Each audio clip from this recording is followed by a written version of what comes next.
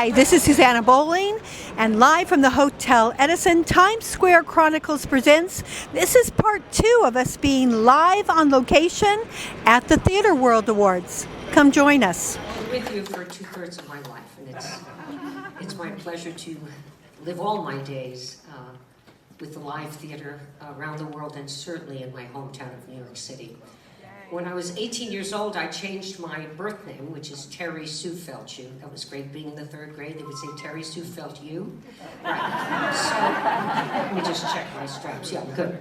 So, to Tova, which was the lady I was named after. And little did I realize that changing my name back to Tova Felchew would change the whole landscape of my life.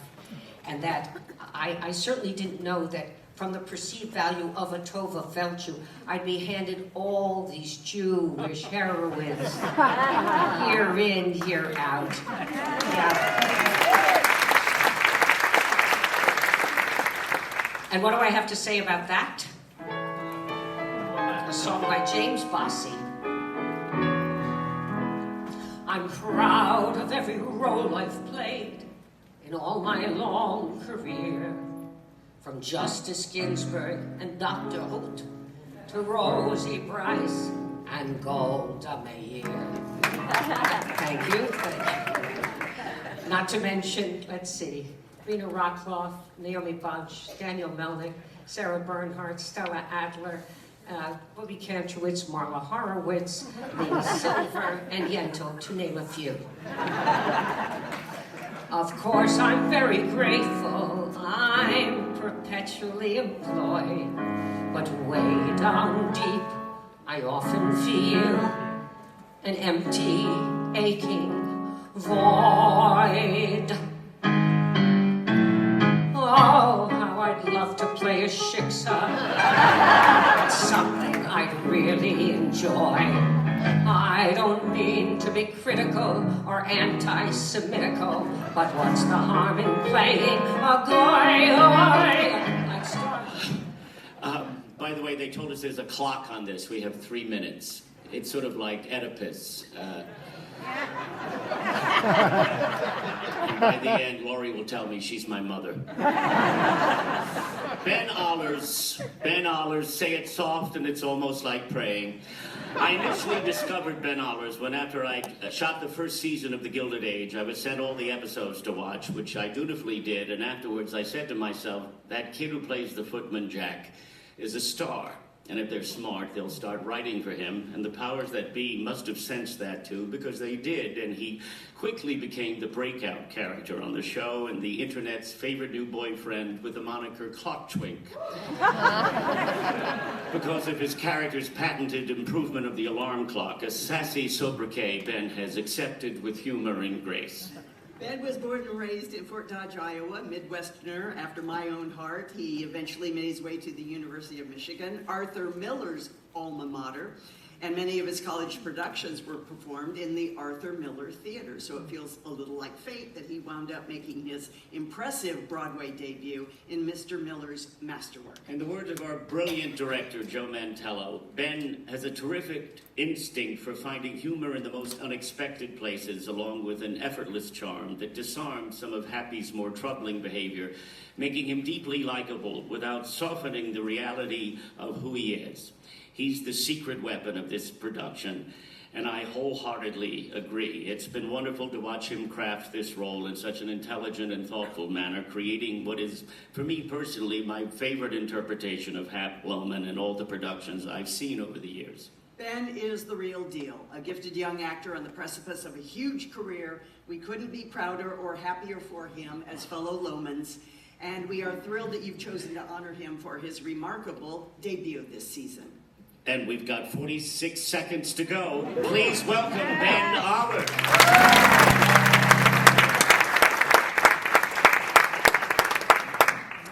Give it up for the great Laurie Metcalf and Nathan Lane.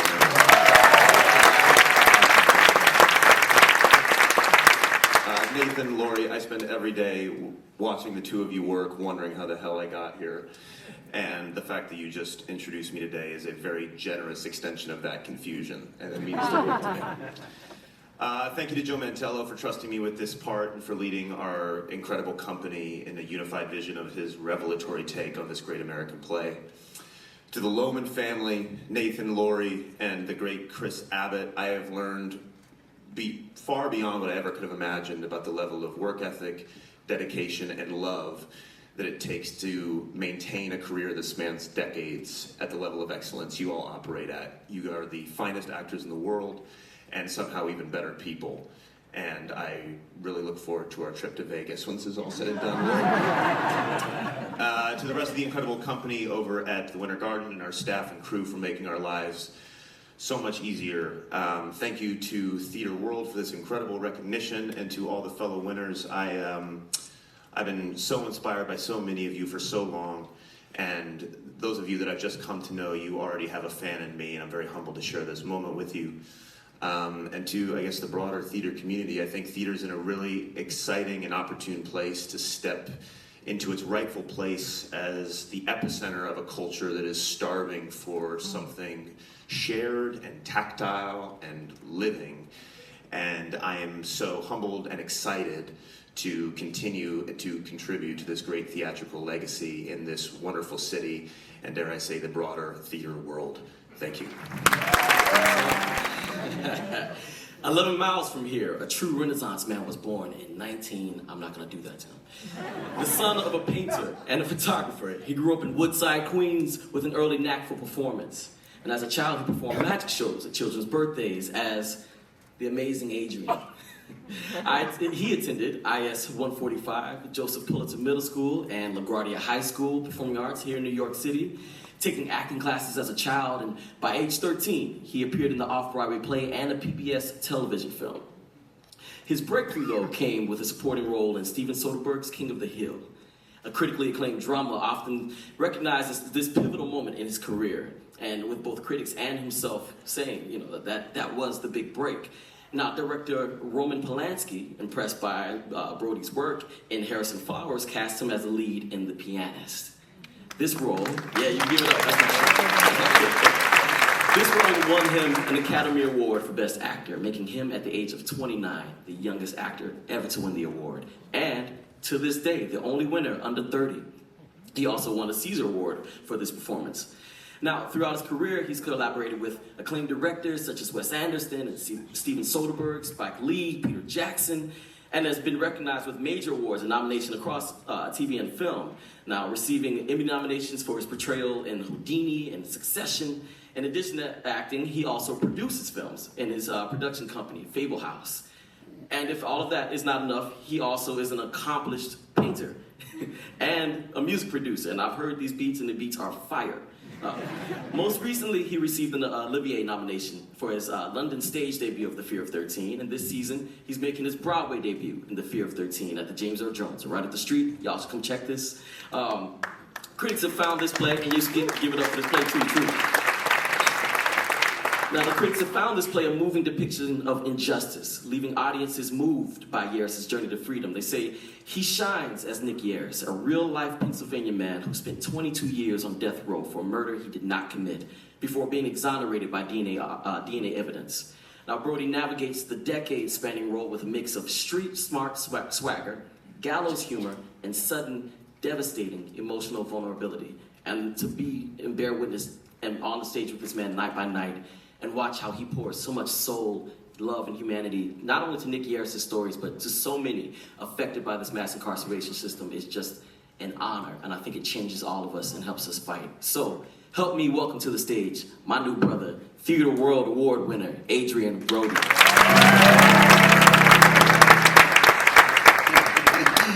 Thank you very much. And Ephraim, thank you for that. So generous and kind. I love my fellow cast, I must say. Thank you to the World Theater Awards for this honor. I have many people I'd like to thank and share this honor with. Tessa Thompson and my wonderful ensemble cast, which Ephraim is a big part of. They bring so much heart to this every day, and it is truly such a joy to be a part of this company. I'd like to thank Lindsay Ferrantino for writing the most incredible play and perfect role for me to inhabit. For Nick Yaris, the man I portray, for bravely sharing his story and opening up our eyes to a world of injustice and also hope. To Seaview and our company and David Cromer for so thoughtfully guiding us on the American stage just down the street. And most importantly, to the theater community for welcoming me back up on the table. The few fact checks that were incorrect. I was doing Off-Broadway at 12 and have not really been back since. And I really am grateful, after spending a lifetime devoted to a film career, to have the opportunity for this inspiration and to be welcomed back by a community that I've loved and longed to be a part of, and I'm grateful to be included as a part of the troupe. So thank you all. Today we honor an actor with an unforgettable name, the star of many films, who has made his Broadway debut now.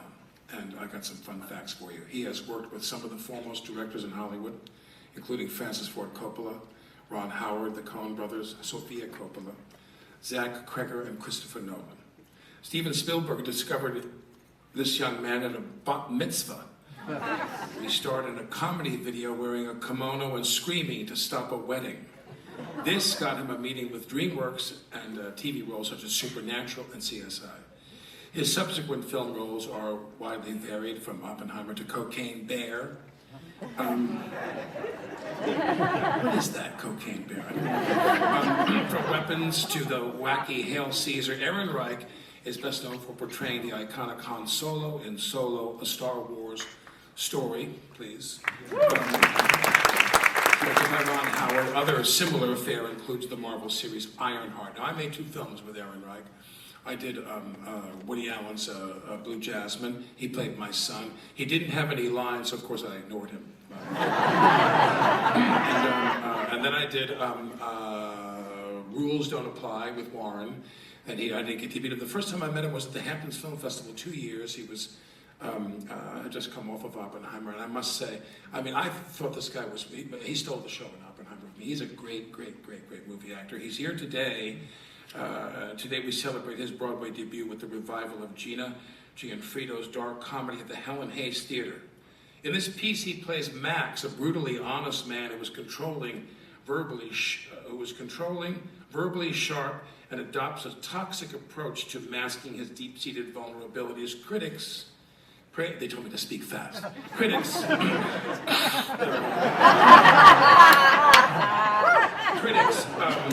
praised his ability to wield dialogue like a battering ram while still exposing the wounded heart of a kicked puppy.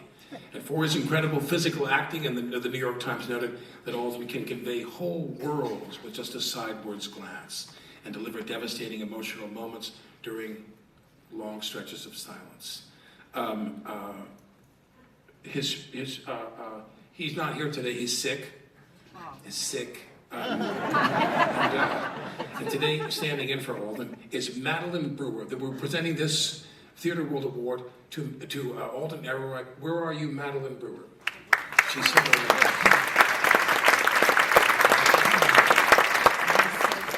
He texted me. I'm gonna find it. Where is it? The countdown is on. Okay, Alden said to please relay. He is sick. He's very sorry he can't be here, and he's devastated he can't accept in person. There is no one that I know who respects the work of the theater and is a bigger fan of the theater than Alden. He's opening his own theater in LA. He loves this work and he loves this community. He says he's very grateful to receive this award and proud to have been able to enter this community that he has loved and admired from afar for so many years. Having done this show now, Becky Shaw, he's blown away by the grit, perseverance, and talent that populates this world of artists and he's very proud to stand among them this season. And then he told me to paraphrase whatever, which I'm not going to do because I can't. So thank you on behalf of Alden Ehrenreich. He is a genius, and I'm very proud to accept this for him.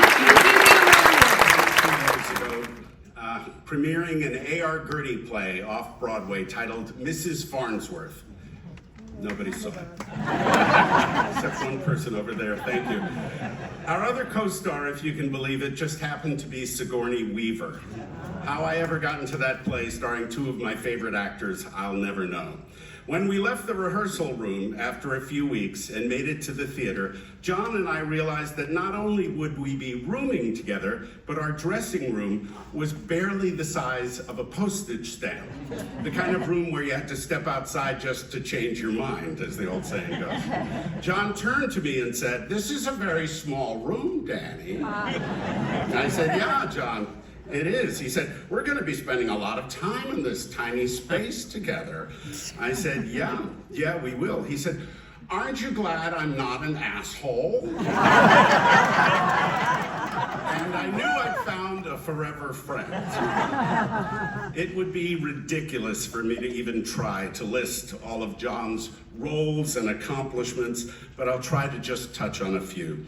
He made his Broadway debut in 1973 in The Changing Room and has since appeared in 25 other Broadway shows, including M. Butterfly, All My Sons, Dirty Rotten Scoundrels, and Sweet Smell of Success. His film and television credits include The World According to Garp, Footloose, Shrek, my favorite, The Twilight Zone, Third Rock from the Sun, Dexter, and countless others, winning him 7 Emmy Awards, 2 Golden Globes, 2 Tony Awards, and an Olivier. He's not only one of the finest actors our country has ever produced, but he and his wife Mary are 2 of the kindest people I know.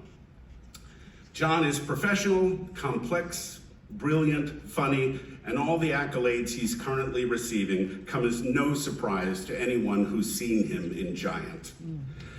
I would especially like to mention the fact that in his spare time, he writes and illustrates children's books, and even recorded a best-selling children's album. John, I love you. You've always been and always will be one of my acting heroes and one of my favorite people. It's my true honor to present the John Willis Lifetime Achievement in the Theater Award to my brother, John Lithgow. Yeah.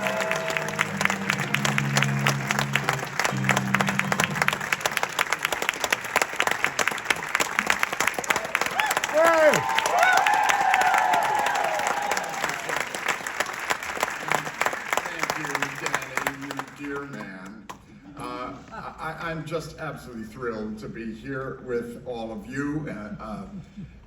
Congratulations to all of you honorees, you debutantes. You should be so proud of yourselves.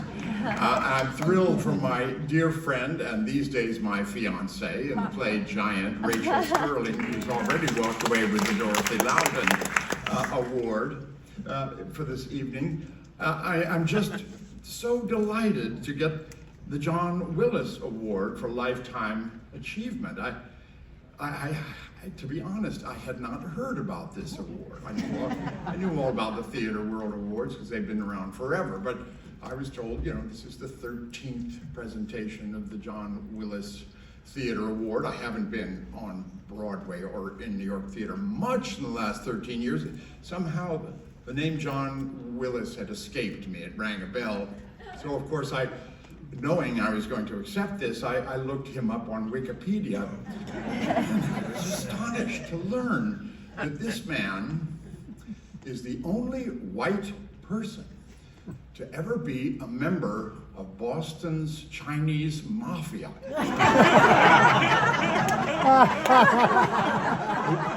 Who happens to be in prison right now, serving a 20-year sentence for drug trafficking and money laundering. Astonishing. The Theater World Awards are so much hipper than I thought. It's really exciting to win this award. I read a little further. I realized it was the wrong John. The next entry was, of course, that familiar name, John A. Willis, the creator and editor of Theater World and the Screen Awards. And he created the Theater World Award in 1945, which happened to be the date of my birth, apropos of absolutely nothing at all.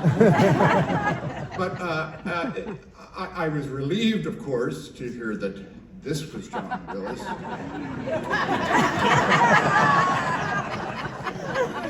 I was a little disappointed. It's such a cool award. As it is, it's a great honor, but it's not so cool. Anyway, I've always loved the whole concept of the Theater World Award. The fact that they are honoring debutantes on Broadway and off-Broadway in New York theater, and so inclusive, the fact that it includes off-Broadway. Most of you debutantes are young people, but all of you have a wonderful, rosy future in New York theater. My debut was 53 years ago, and as you've just heard, it's been a spectacular time having a career in New York theater. You'll see, you're going to have so many extraordinary adventures, exciting moments. You're going to face thousands of audiences. You're going to make marvelous friends, and you will end up with loads and loads of stories. And I thought, since this is an awards show, I would end with one of my very, very favorites. Danny has already told you that he and I met off-Broadway in a 3-character play with Siggy Weaver. And we became instant friends. We've been really great friends ever since. Ask anyone in the New York theater. He is one of the very best actors and citizens of New York theater, and a dear, dear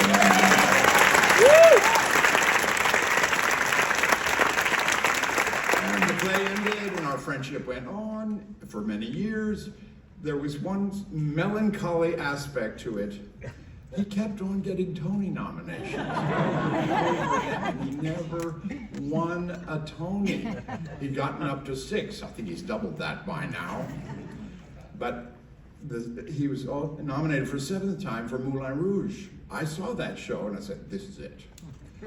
This is Danny's moment. And by happy chance, the Tony people asked me if I wanted to present a Tony Award that year, and I said only on one condition, that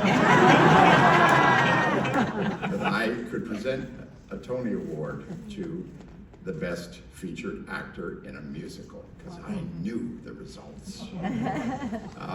And sure enough, I got to present Danny with his first Tony.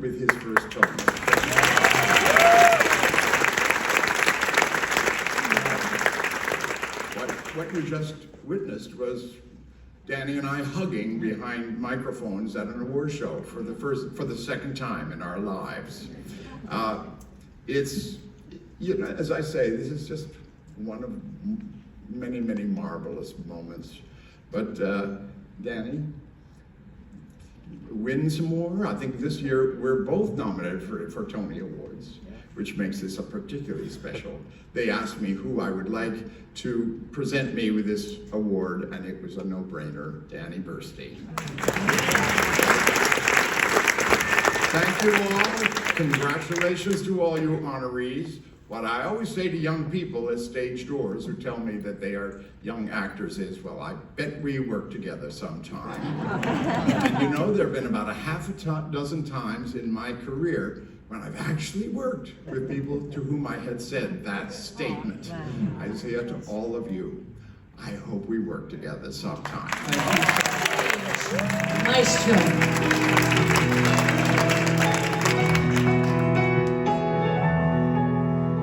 Somehow I bring a cloud on a string with me wherever I go.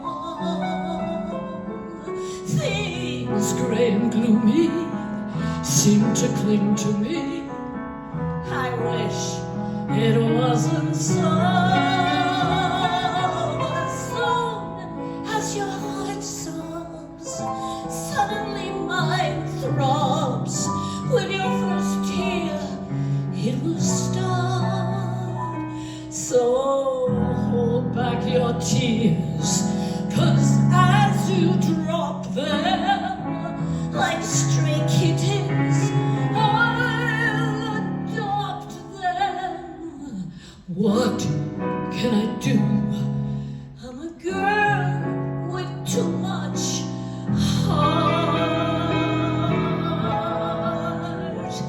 Anytime you pine, you'll find in due time I'm pining for your sake. Fate came to borrow one cup of sorrow for my first birthday cake.